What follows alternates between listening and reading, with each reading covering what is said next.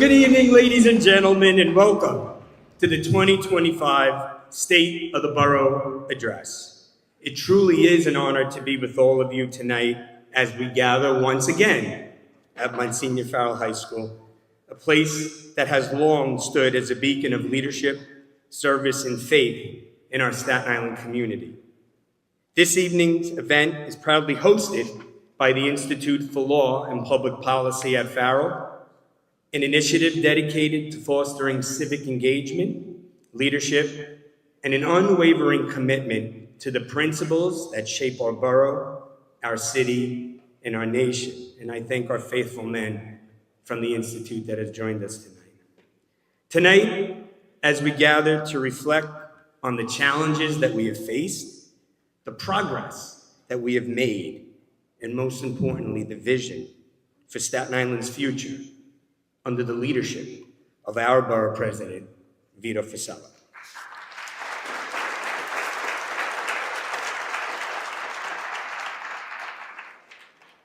We have an exciting program tonight, and we're going to begin with a special message from a great leader and a friend of Staten Island. He's a successful businessman and a generous philanthropist and a dedicated advocate for New York. So please turn your attention, and I will get out of the way, to the screen behind me for a message from our dear friend, Mr. John Catsimatidis.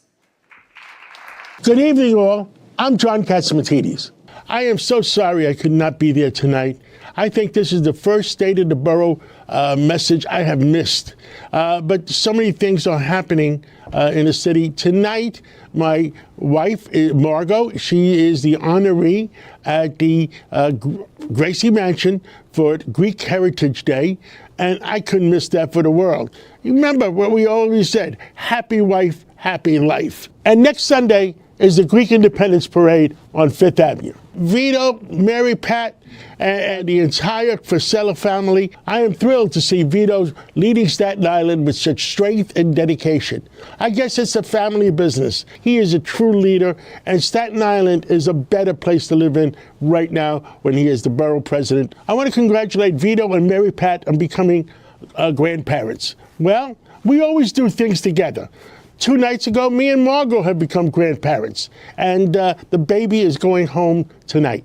Becoming grandparents is a feeling like no other, and that's what it's all about. It's family, and that's why me and Vito are so close together. It's about family, and that's what Staten Island, I see them being all about. I've loved my times in Staten Island. I love spending time in Staten Island. I've invested in Staten Island, and because of Vito's leadership, I will continue to invest in Staten Island. WABC is doing better than ever in Staten Island. Our investment in the Ferry Hawks, that stadium, better than ever in Staten Island. Thank you, Vito Fossella, for making a better island. Your support to the business people in Staten Island means everything to business people. That's why they're coming. Finally, I want to give a big congratulations to Griffin, who's standing up to run for the city council seat in the South Shore. I proudly endorse him, and he is following in the footsteps of his father and the Fossella family, and he will do great things for Staten Island. Vito, keep up your amazing work. I will be cheering you from afar, and I'll see you soon. May 2nd, opening day of the Ferry Hawks. Go Griffin, go Hawks, go Staten Island.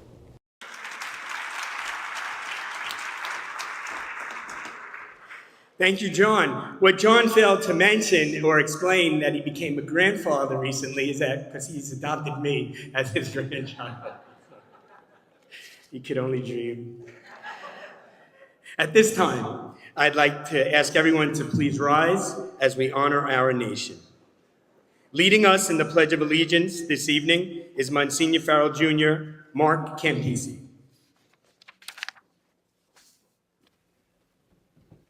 I pledge allegiance to the flag of the United States of America and to the republic for which it stands, one nation, under God, indivisible, with liberty and justice for all.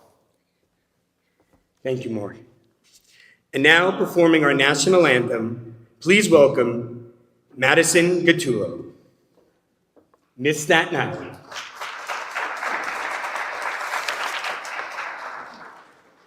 Oh, say, can you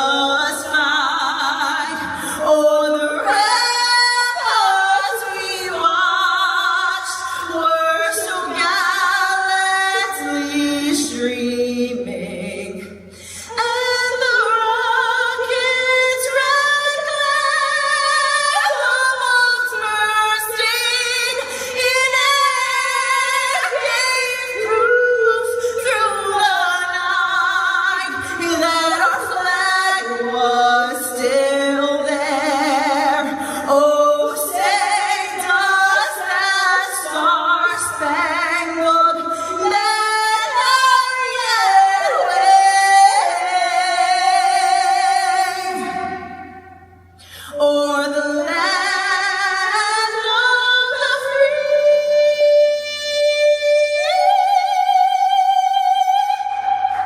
and the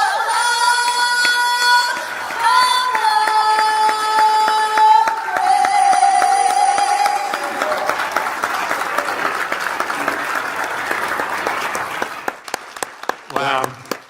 Tremendous. Thank you, Madison.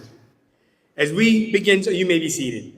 As we begin tonight's program, we take a moment to reflect and offer prayer for our community and its leaders. It is now my honor to introduce the Reverend Demetrius Carolina, Senior Pastor of the First Central Baptist Church, who will lead us in tonight's invocation.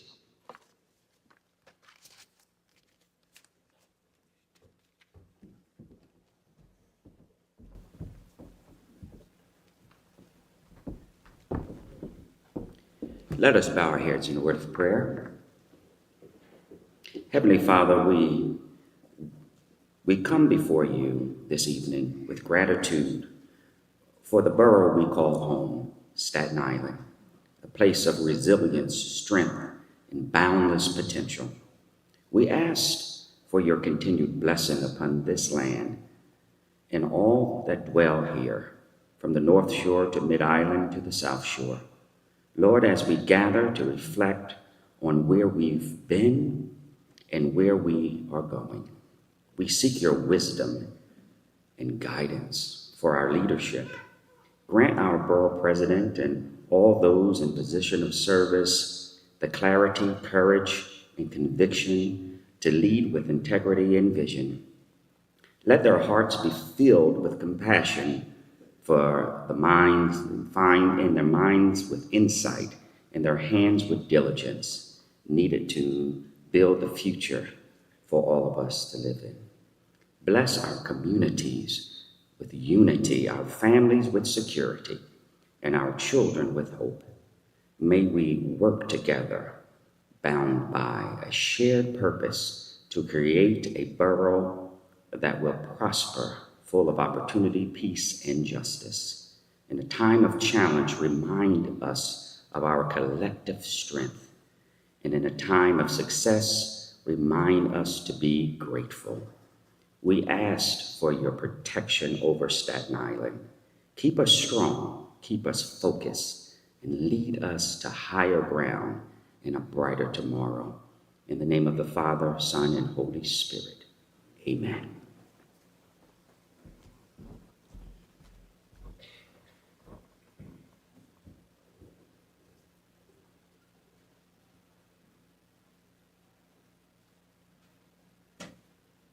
Hi, this is Vito.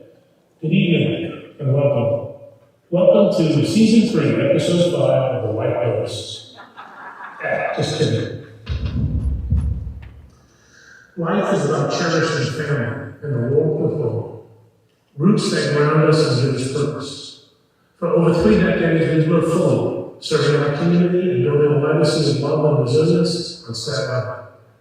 Now, as we prepare the next generation to lead, we pass down the values that define us: strength, unity, and a commitment to a brighter future. This is our story, a celebration of living well and lifting up those who carry on. Mary Pat and I and our family welcome you tonight.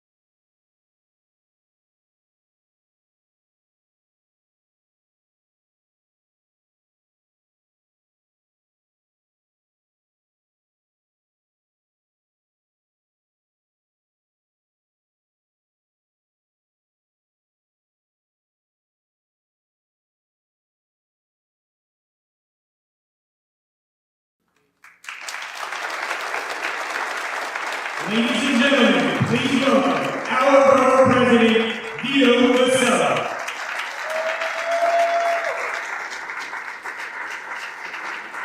Good evening. Thank you. Thank you very much. Thank you. Thank you very much. Good evening, everybody. Appreciate it. Please. Thank you. Well, here we are. I just want to, at the outset, thank you all for coming. I want to thank, of course, Lou Tobacco, our great friend, and Monsignor Farrell team. You always make us feel at home. Thanks to Reverend Carolina and Madison and for that introduction and the Pledge of Allegiance. We appreciate it. Thank you to John and Margot Katzimatidis for their video visit. Not only, as you mentioned, as you heard, but John and Margot are dear friends, but also they became grandparents this week, J3. The guys who made that video, if you like it, please thank our crew, but also the guys from Fuzz on the Lens, Michael and Steve. Let's hear it for those guys. Thank you. Mary Pat and I and our family are blessed that we have so many of you in our lives. And I'm going to go off script. And for those of you who know me, no, I really don't have a script. So a point of personal privilege. As the years pass, reflect on what we have, what we want, what we lost. So 3 years ago today, we lost our sister Kathy. She will always be in our memory. And recently, we lost a dear friend of ours. And I would like all of you to let our dear friend, Tommy D'Elia, know that we will never forget Anne-Marie.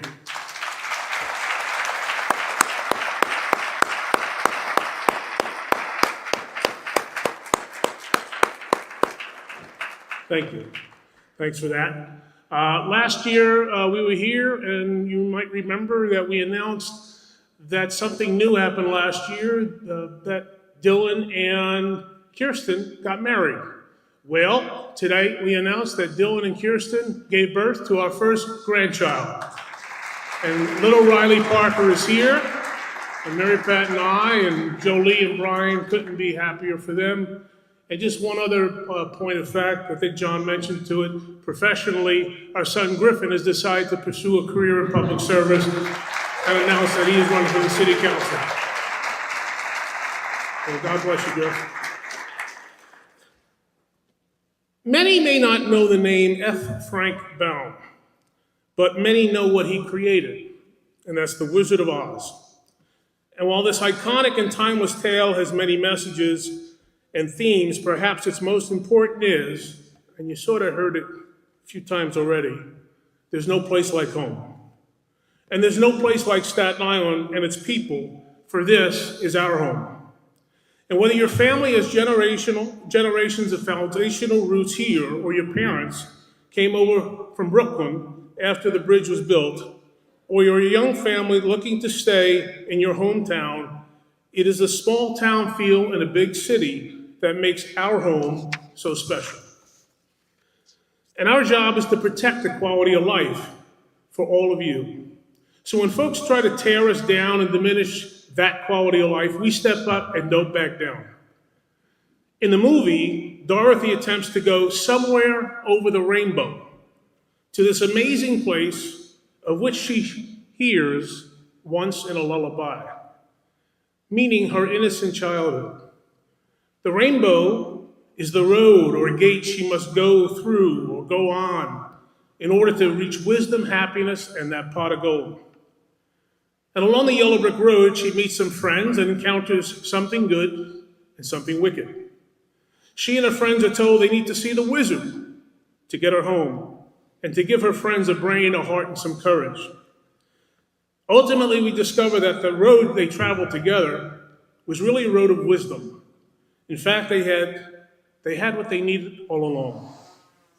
But they became wiser during their journey and more secure in their beliefs.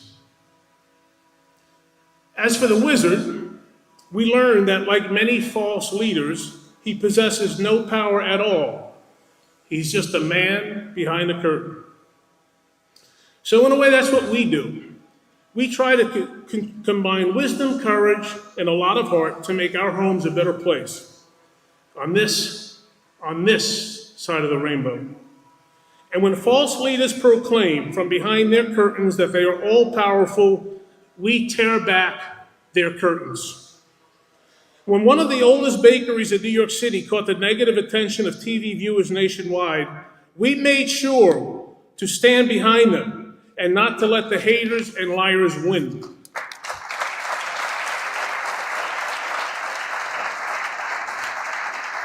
A 147-year-old small family-owned and operated business with some of the best sweet treats you can think of was suddenly thrust in the whirlwind of negative comments, and phones rang off the hook with threats and intimidation. Well, that sure did backfire on the TV host who started the whole mess. Lines were down the block, letters of support came in from across the globe, news outlets covered this beloved small business, and the world got to see the true meaning of community, family, and hard work. Our residents love and stand up to support our community, especially when others attack our neighbors. I think most of us know the story and how it ended. I want to recognize the Holterman's family from Holterman's Bakery here with us tonight, including the matriarch, 95-year-old Ethel.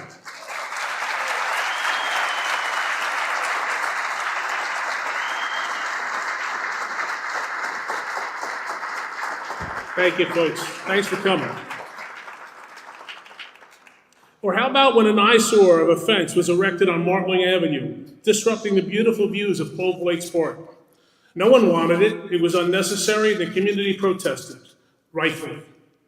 It was a solution, a government solution in search of a problem.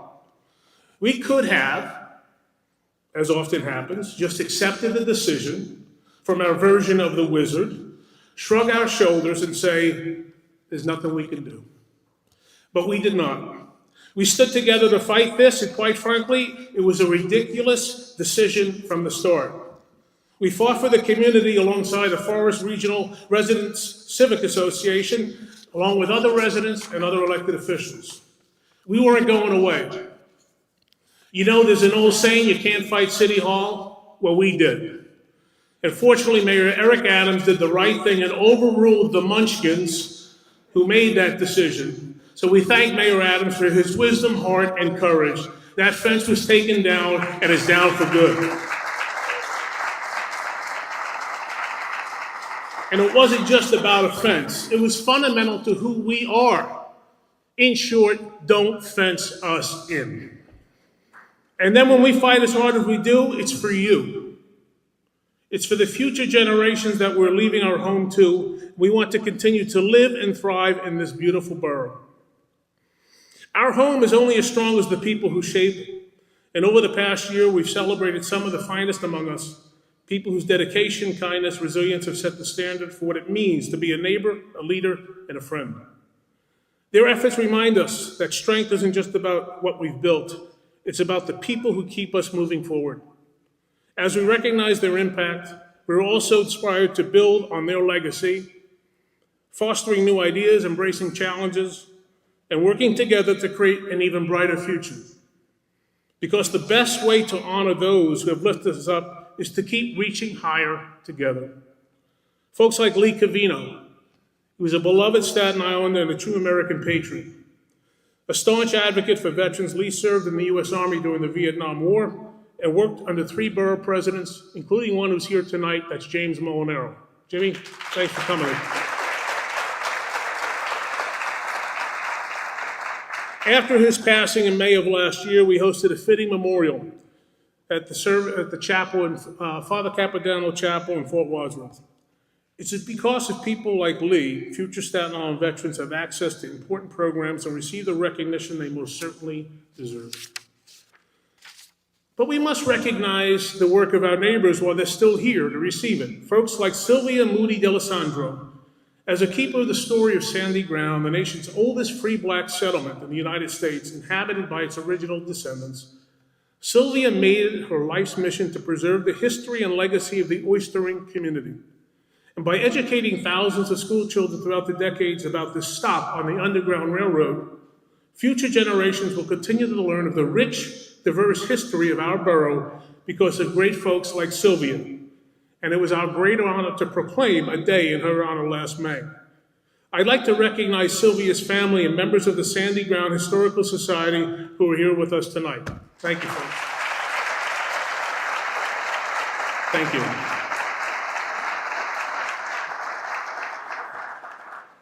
Back to the wizard.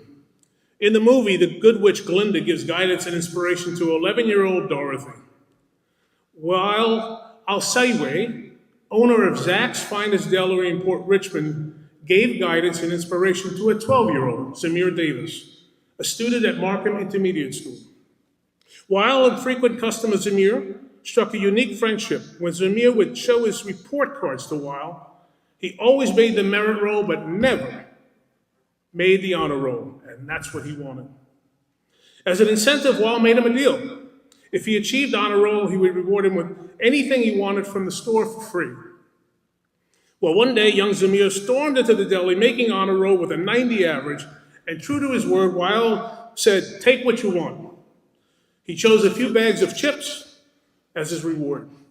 That exchange, that sense of pride, and the look on the boy's face caused it to go viral. And Zach's Finest Deli now has continued the academic incentive with our kids in the neighborhood, with the other kids. It was a pleasure meeting these guys last year, and we thought it was right to highlight the goodness and the importance of friendly encouragement, which is so valuable to a community. Let's give a round of applause to Weil, who is with us here tonight. Thank you, Weil.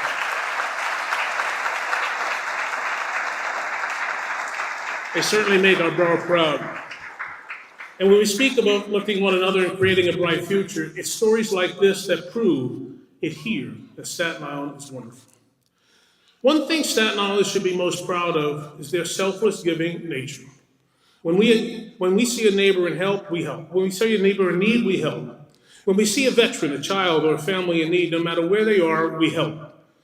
Because we know as a community, for us to be the best borough we can be, we need to do it together. A true testament to this is the response our officers see every single donation drive we put together. Last year, we hosted 5 donation drives, and our Staten Island community continued to come out and support every single one of them. Our ongoing support for the Blue Star families is a reminder to each and every one of us that our daily freedoms are thanks to the military families who protect them day in and day out. A group of people who should not have to rely upon a food pantry, but unfortunate circumstances is that some of them do, and they need the extra help. Each year, our Stock the Pantry drive, with the help of Joyce's Tavern, helps feed military families from the Catskills down to the Jersey Shore, and of course here in Staten Island, who go to the essential markets at Fort Wadsworth. In fact, we were just there a couple of days ago. To our military families, we will always be there for and to support you. When we saw the devastation of Hurricane Helene in North Carolina last year, Staten Islanders felt the oddly familiar feeling we felt after Superstorm Sandy. But at the same time, Staten Island heeded the call for help. Just as we received support from across the country during that time, it was our time to return the favor. And partnering with the International Association of Firefighters, Tunnel to Towers, Amazon, Catholic Charities, the Notre Dame Club of Staten Island, Con Edison, the Carl V. Beanie Fund, SIEDC, and the Chamber of Commerce, and our local elected officials, we organized 2 amazing relief drives that resulted in almost a dozen tractor trailers that drove directly to the impacted communities in North Carolina to distribute the donations. Many of those folks who helped us were here tonight, and we say thank you.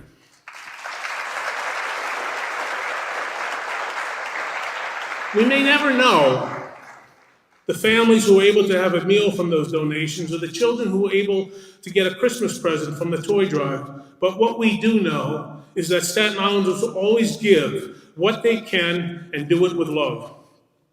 3 long-standing efforts of our partnerships with the Mannix Family ShopRite, Hunts Point Produce, and the Notre Dame Club of Staten Island. Twice a year, when families gather together to celebrate and give thanks, Staten Islanders come out in droves to help the less fortunate. Every year, the Mannix Family ShopRites donate hundreds of Thanksgiving turkeys that we distribute among 16 different local organizations and food pantries. Also, during the Thanksgiving holiday, the Hunts Point Produce generously donates 10,000 pounds of fresh produce, where the Borough Hall staff creates over 500 bags of food distributed as community health action of the Staten Island for Thanksgiving tables. And an island-wide tradition spanning the last 34 years is the Bread of Life. It's an annual food drive led by the Notre Dame Club of Staten Island and the one and only Joe Delaney. With almost 150 schools, 50 community groups, and elected officials, tens of thousands of food items are collected and distributed to hundreds of families during the Easter holiday. Our neighbors should not go to bed hungry. And this food drive continues to show our young people how important it is to give back to those in need.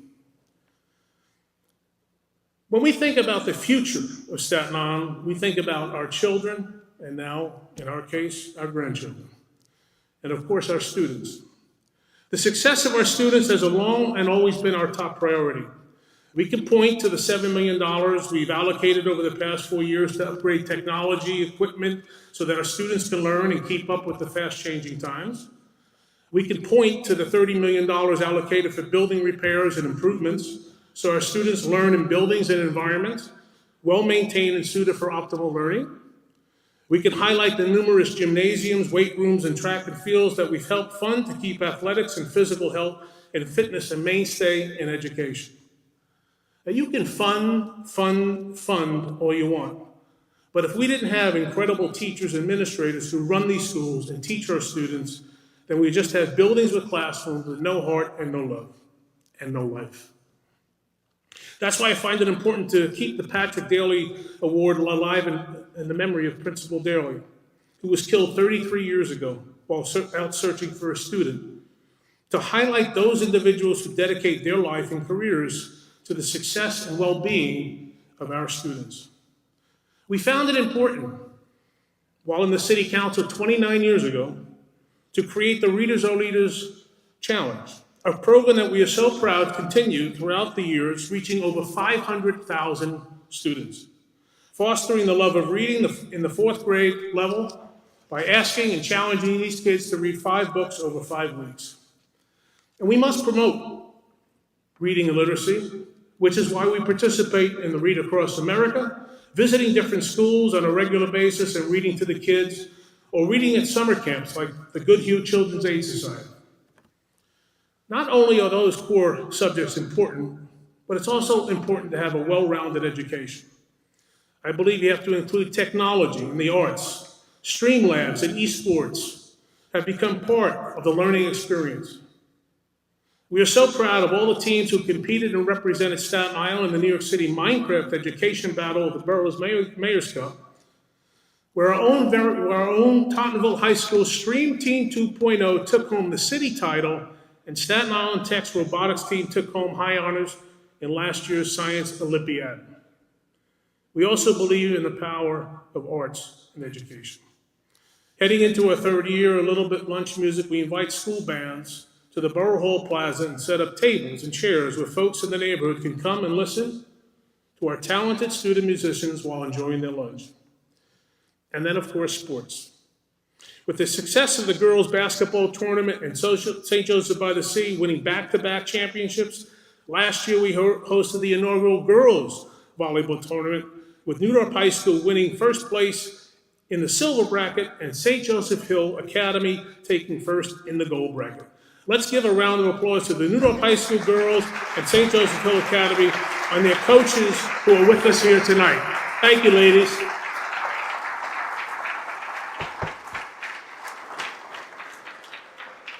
And this year, we look forward to hosting the first inaugural girls' flag football tournament, which will be held next month in April. In order to know, we have to listen. And we're listening to the next generation, and they're bright. The Borough Student Advisory Council of both the middle and high schools comes to Borough Hall once a year to present the capital funding project they'd like to see in their school. Their students explain the value and importance of these projects that will better their school community and leave it a better place for the next generation of students to learn and to thrive. We have Pet Talk and Name That Pond continue to be popular school initiatives. The partnership with the Tommy Monahan Family Animal Care Centers of New York and the Department of Environmental Protection helps create programs and lasting memories for our elementary school children. So yes, we've allocated $37 million over the past 4 years, but it goes much deeper than money. We will continue to invest in our schools, teachers, administrators, and most importantly, our students, because they truly are our future. And there's another side to young people as well. The mental and behavioral health of our young people is at the forefront of today's world. After hosting a roundtable of all the principals in both high school and middle school, we kept hearing the same thing. The mental health of our young has greatly shifted. It's causing a variety of issues, and we as a community need to address it. Well, last year we started a program called Ambassadors of Peace. It's a pilot program happening at 3 middle schools in partnership with Urban Hope, the Department of Education, local clergy, local restaurants, businesses, and student families. Noting that middle schoolers were particularly at high risk, the curriculum was formed and focused on 2 tracks: high school preparation for the 8th grade and transformational leadership for the 6th and 7th grade. By creating a multifaceted approach, some of the most at-risk students are learning extremely valuable life skills that they will forever have in their life toolbox. And I'd like to point out sort of an extraordinary instance of the program's success. Recently, there was a violent altercation at one of the schools where this program takes place. One student involved would not cooperate with the administration. The principal then asked the student in the Ambassadors of Peace program to help. Armed with the skills learned in the program, this 8th grade student successfully mediated through the problem and found a solution. To make a kid from possibly being part of the problem to the one who solves it is an incredible win for all of us.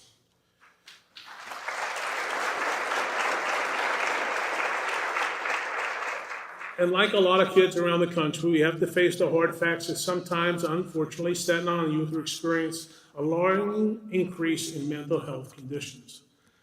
Our team, along with community health partners, unveiled the ground-up, organic, first of its kind in the nation, community-based blueprint to identify children and young adults suffering from mental and behavioral health conditions and develop systems to support them and ultimately improve mental and behavioral health outcomes for our young people. In May, we unveiled the mental and behavioral health blueprint for Staten Island children and young adults. In September, we announced that the federal government awarded us a grant to support the rollout and the blueprint. The 5-year, $3.7 million grant will support proactive efforts to prevent them from development of critical mental illness. Last year, we announced that we were among the first recipients in the country of 2 grants funded by the Bloomberg American Health Initiative and Johns Hopkins University to implement the training program for District 31 and the staff to promote mental and behavioral health to students. I'm pleased to announce that there have been 3 training sessions in September and more to come before the end of the school year. And we couldn't do that without our team with Dr. Mantello and Dr. Raju, who are here tonight. So thank you, doctors.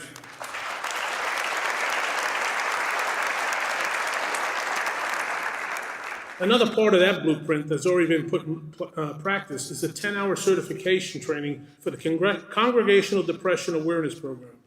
Clergy and faith-based partners were trained to understand depression and key information and resources that are available for the congregations and community members.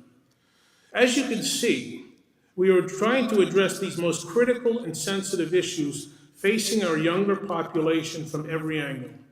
And by guiding them and giving them the support they need at such a formative age, we are preparing them for a stronger and brighter future. And it's not just the children's health we're looking out for. We continue to invest in our 2 local hospitals, giving Staten Islanders the best care they can receive without having to leave Staten Island. In June, we announced a capital funding allocation of $1.9 million to RUMC to acquire its second Da Vinci robotic surgical system, an advanced robotic system to support laparoscopic operations. This system uses a host of advanced technologies to provide quality care and is used at leading healthcare facilities around the world. And at Staten Island University Hospital, the new state-of-the-art Ruposo Family Women and Newborn Center has created more space for labor, delivery, maternity services, and the new facility also included updating birthing and recovering rooms, and that's great to the Ruposo and the Caridi family. They deserve a lot of credit. And now, look. And I'd like to thank two gentlemen who are here tonight, Dr. Dan Messina and Dr. Brahim Ordola, for all the work you do to keep Staten Island healthy and continue access to the state-of-the-art medical facilities right here on Staten Island. Thank you, guys. And we are keenly aware that cardiac events can take place at any time. We are proud to have partnered with the Department of Veteran Affairs and Veteran Services to train and provide AEDs to Staten Island veterans groups, including American Legion, Veterans of Foreign Wars, the Elks Lodge, and Tunnel to Towers. Speaking of our great veterans, when we talk about our future, we only have it because our veterans fought for every opportunity that we have. For their actions and their bravery, we cannot thank them enough. So please stand if you're a veteran of this great country, and let's all acknowledge them for their services by giving them a round of applause.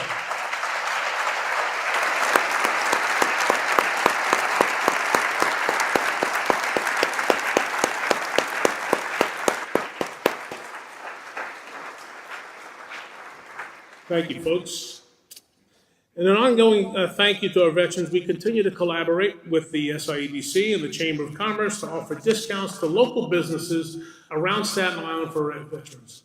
The SI Vets program partners with over 200 businesses to provide discount services and goods to those who wore our nation's uniform. And I'd like to thank Michael Cusick and Linda Barron for always putting Staten Island and their veterans first. Thank you, folks.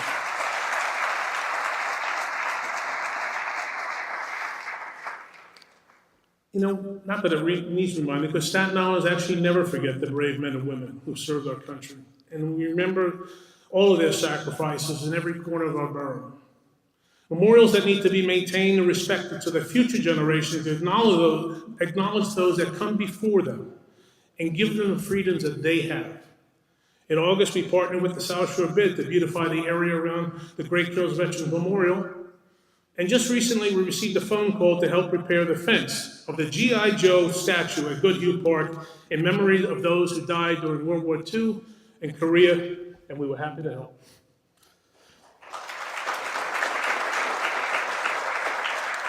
Most of these memorials are in places you pass every day, whether driving or walking in the park. And our parks are part of the fabric that makes Staten Island a beautiful place to raise the next generation. As you're well aware, we are the Borough of Parks. And from St. George to the Conference House, we continue to invest in our parks, everything from pathways, playgrounds, pickleball courts, and more. So upkeep and upgrades are vital for keeping our parks at the highest caliber they can be. Like the ball fields at Clove Lakes Park, a much-needed renovation after 30 years to mitigate flooding. Or the 3 new pickleball courts at Wolf's Pond Park that will break ground next year. Don't worry about that. When we talk about our green and open spaces, we want them to be clean and not littered with garbage. And one aspect of the Borough Hall team I'm most thankful for is our clean team, that is Tiffany and Peter. Tiffany and Peter, thank you.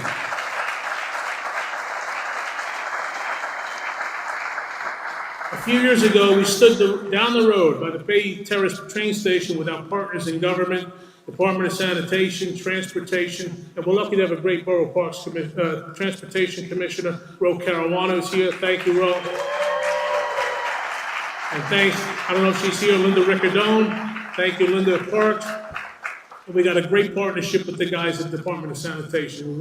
We are grateful. And we launched an initiative called the Clean Team Initiative.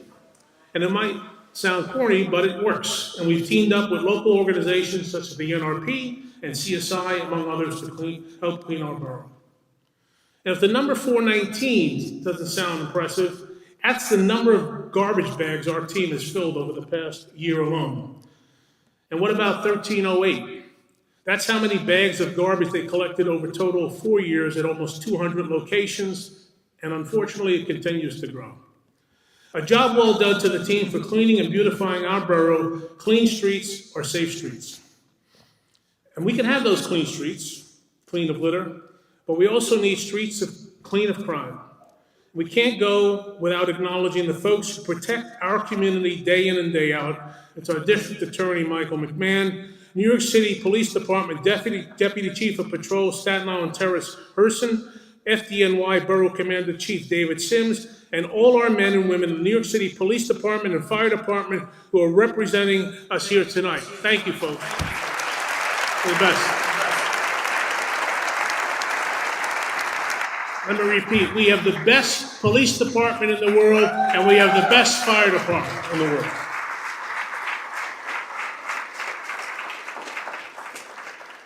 Over the past year, we worked diligently with all these city agencies and partners to ensure Staten Island safety. As I mentioned before, we got together with the principals of all middle schools to address the ongoing violent, disruptive actions of a small amount of our very young people. It is concerning, and went to intervene in the early stages to turn these kids around. As mentioned, the Ambassadors for Peace program is a positive result that grew out of these discussions. And we will continue to work with the principals and the Department of Education leadership to make sure these kids stay on the right track and don't fall into bad behavior. Last year, we worked with Mayor Adams, the NYPD, the city sheriff's office, and to crack down on illegal smoke shops that have been popping up everywhere. The illegal smoke shops are incredibly dangerous to our young people, attracting them and trying to get them hooked on drugs at the most formative part of their lives. And for more than 2 years, we coordinate with the Sheriff's Office, forwarding constituent reports and providing updates on suspected illegal smoke shops. In July last year, all that paid off, as dozens of smoke shops were investigated, padlocked, and shut down. If you come into our community expecting to get away with illicit, illegal behavior, also expect to have the law come down on you, because we won't put up with it.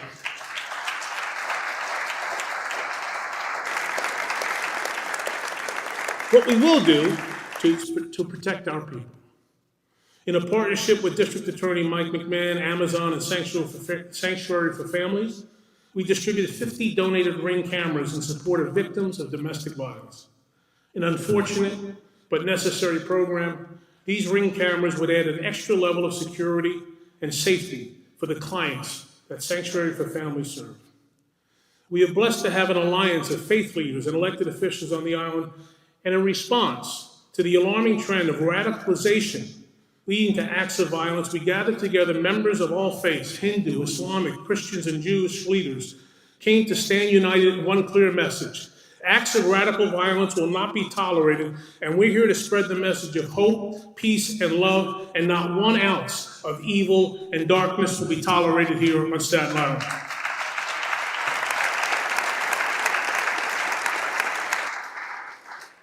Safety is also environmental. Our fight against battery energy storage systems continues daily. How many times do we have to stand up and say, where is the common sense? The city continues to play with fire, literally. How many dangerous fires do we have to see across the country that originated from the storage units? The dangers of placing these sites in residential communities near people's homes, restaurants, schools, and businesses forces us to continue the fight. Most recently, we stood at the corner of Manor Road and Tillman Street in Manor Heights to once again raise the alarm of having these lithium-ion battery storage sites in the heart of our residential communities. And my question to those in city government who may or may not have a conscience, would you want these next to your house? And I think you know what the answer is. We will do everything in our power to fight this dangerous invasion of our neighborhoods, and all I can say on that is just stay tuned.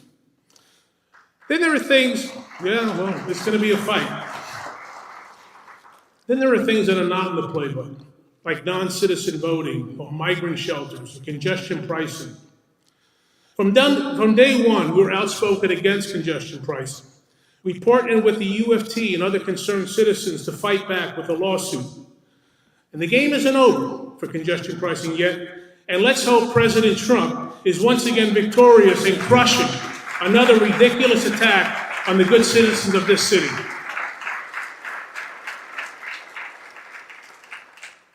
And more of these issues just keep popping up. As an example, just this week, we were made aware of a situation happening on Arthur Kill Road in the South Shore. Apparently, fence permits have been issued for a 4-story multi-use facility described as a transitional hotel on Arthur Kill Road. There is some talk and/or rumors that this building may serve as a homeless shelter. Over my dead body, will that be a homeless shelter? This is just one more gift from the previous mayor on his way out by a citywide text amendment that would allow these types of facilities in that area. While we do not know at this time what is planned, we have already began investigating and addressing the project. And rest assured, if any of these rumors is true, we will fight as hard as we can, as we've done across every issue, to protect the interests of the people of Staten Island. And the last thing we want, and the last thing we need, especially on the South Shore, is a homeless shelter. If true, we will fight. As always, the quality of life in Staten Island appears to be threatened. We and other leaders will take a strong stance and fight as much as we can. One of the first actions, and some of you were here a little over 3 years ago, as Borough President in 2022, was to fight the irresponsible decision of the City Council, which was Local Law 11, which amended the city charter granting non-citizens the right to vote in certain elections in New York City. Here tonight, I can proudly announce that as of this morning, common sense has prevailed. Our fight to maintain one of our most inherent constitutional rights as American citizens has been protected, and by a significant margin, a 6-1 ruling in the Court of Appeals. Congratulations, Staten Island. Non-citizen voting is officially dead.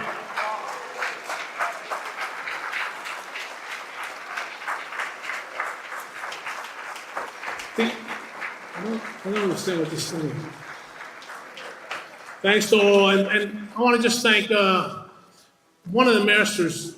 We have both inside and outside, 2 guys who are always there on the attorney side outside, is Lou Gelomito and Mark Fonte, always stepping up.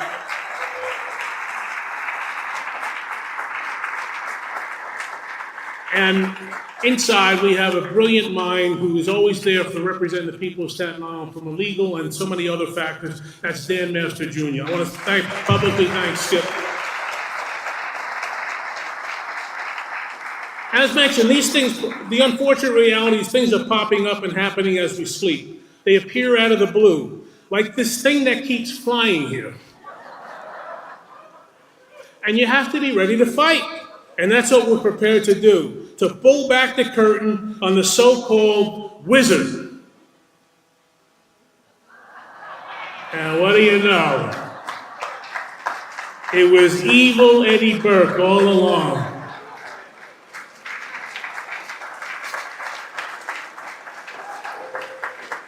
Guy can't leave the stage.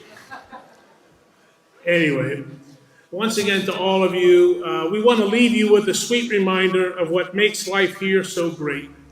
And as a small token of our appreciation to a family-owned small business, please enjoy a Charlotte Russe from Holterman's Bakery on the way out.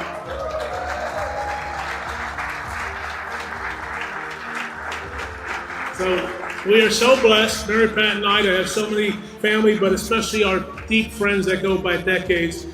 You know who you are, we can't thank you enough. And I've kept you here long enough. March Madness has started. Go home, watch the game, but remember, we're only at halftime here at Borough Hall, and now we're going back to work to fight for you and to continue to make Staten Island the best place it could possibly be. Thank you, good night, and God bless America.